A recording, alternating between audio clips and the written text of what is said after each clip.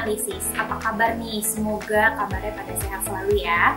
Seperti biasa, dalam program ini saya akan menyampaikan rekap kondisi market sepekan lalu sekaligus update mengenai FOMC yang akan mempengaruhi pergerakan market sepekan ke depan. Baik, kita mulai ya. Yang pertama, kita masuk untuk Euro atau Euro USD. Di minggu lalu kembali ke tren bullish setelah berada di posisi terendah nih pada Agustus 2021. Di poin 1.1684 setelah The Fed tetap mempertahankan kebijakan moneternya.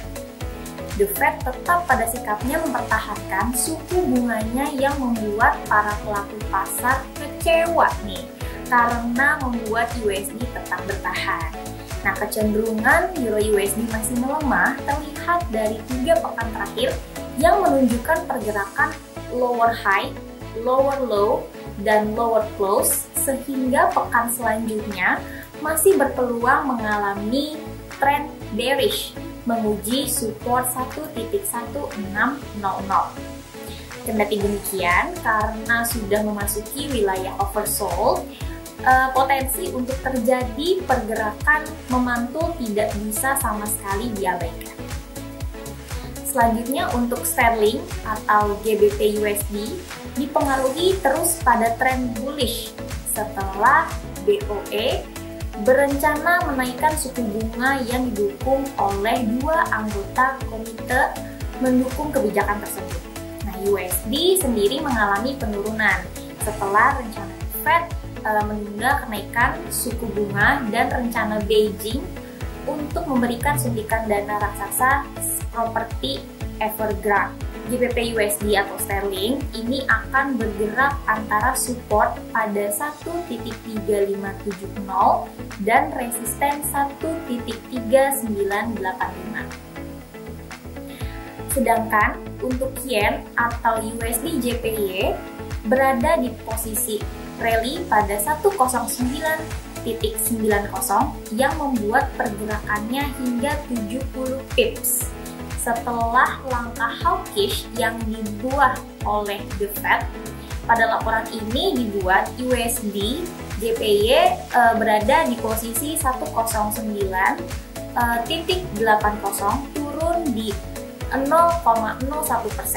Nah, keputusan dari People's Bank of China atau PBOC untuk menyuntikkan dana jangka pendek membuat JPY terhenti nih di market, ditambah indeks saham berjangka Amerika Serikat atau AS naik antara 0,3% dan 0,55%. Untuk Australian USD atau AUD USD, The Fed tidak kunjung mengumumkan waktu dari tapering membuat USD atau USD dollar mengalami penurunan. Nah, saat ini kondisi ekonomi Australia terus membaik setelah data PMI untuk bidang jasa mengalami peningkatan menjadi 44,9. Di sektor manufaktur juga mengalami peningkatan menjadi 57.3 setelah sebelumnya sempat kontraksi di bawah angka 50. 3 minggu terakhir, Australian USD mengalami pelemahan dengan lower high, lower low, dan lower close, sehingga support pada 0.7100 hingga menuju 0.700. Baik, selanjutnya kita beralih ke metals.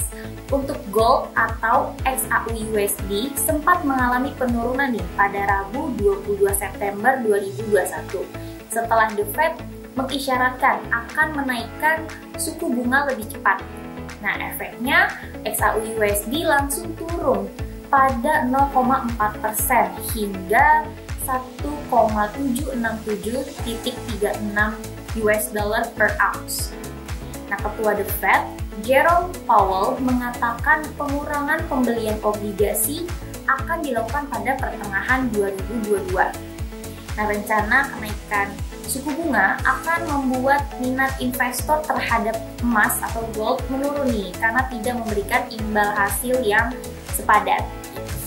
Baik, nah formasi bearish engulfing mingguan pada XAU/USD membuat tren penurunan akan diteruskan. Tren pelemahan akan tetap terjadi dengan support hingga 1724.42. Selanjutnya kita masuk ke futures. Oke, yang pertama untuk Hang Seng Index naik di 1.19% menjadi 24,510.98 menyusul tren penurunan awal pekan lalu. Nah, saham China Evergrande Group melonjak 17,62% setelah melonjak 20% di hari sebelumnya. Nah, tren kenaikan Evergrande itu terjadi setelah penurunan hingga 80% lebih pada minggu sebelumnya. Nah, Hang Seng telah mengalami tekanan nih sejak awal tahun, telah melewati koreksi Fibonacci retracement 61,8% setelah 24845. Namun belum menembus 78,6% sekitar 23141. Sementara indikator stokastik telah menunjukkan oversold sehingga terdapat peluang Hang Seng akan rebound. Selanjutnya untuk CFD stocks, yang pertama ada Facebook nih. Nah, saham Facebook itu turun di 4% setelah kinerja iklan dari Facebook itu menurun. Kebijakan sistem privasi Apple yang baru membuat Facebook memiliki keterbatasan untuk menargetkan iklan para pengguna produk Apple. Nah, saham Nike juga turun nih lebih dari 3% dalam perdagangan Kamis 23 September 2021. Setelah mengalami kekurangan pasokan bahan baku yang tidak diantisipasi sebelumnya, ini perkiraan revisi Nike datang setelah laporan pendapatan kuartal pertama yang beragam. Nah, itu meleset dari ekspektasi pendapatan karena permintaan di Amerika Utara melunak. Tetapi perusahaan menjual lebih banyak barang kepada pembeli dengan harga penuh, meningkatkan keuntungan.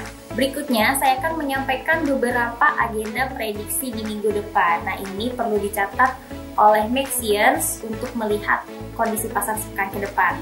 Nah, hal yang perlu diperhatikan adalah pada hari Senin 27 September 2021, Presiden ECB akan berpidato yang kemungkinan akan memberikan indikasi kebijakan Bank Sentral Eropa atas kemungkinan waktu untuk memulai melakukan pengurangan stimulus yang merupakan sinyal bahwa ekonomi Eropa mulai pulih.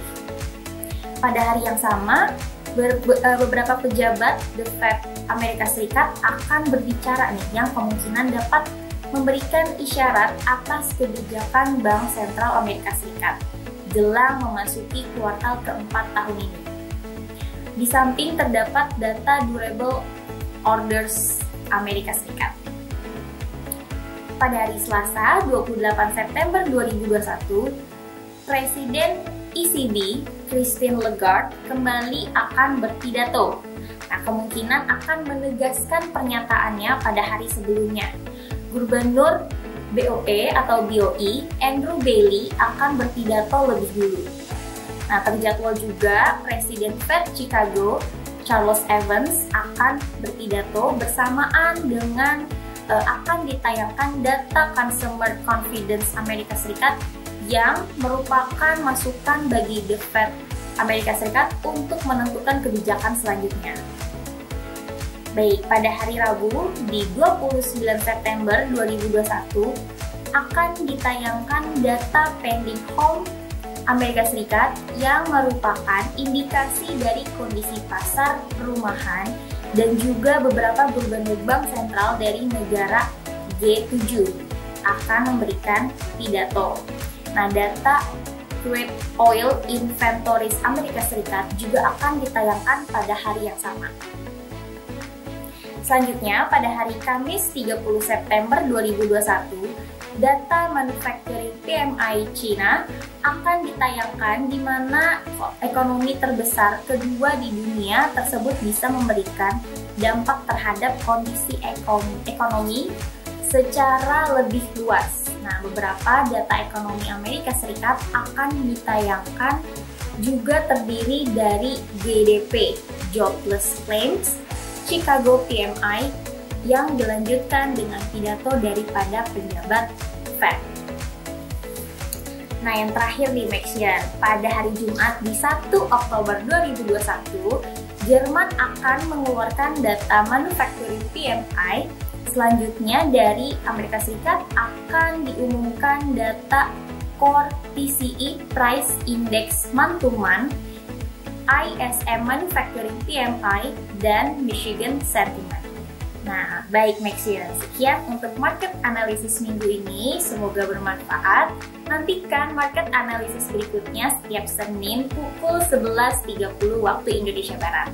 Untuk Maxian yang mungkin tidak mengikuti keseluruhannya, Maxian masih bisa menyaksikan di channel YouTube Maxco Futures Official. Jangan lupa like dan subscribe. Dadah! Selamat siang!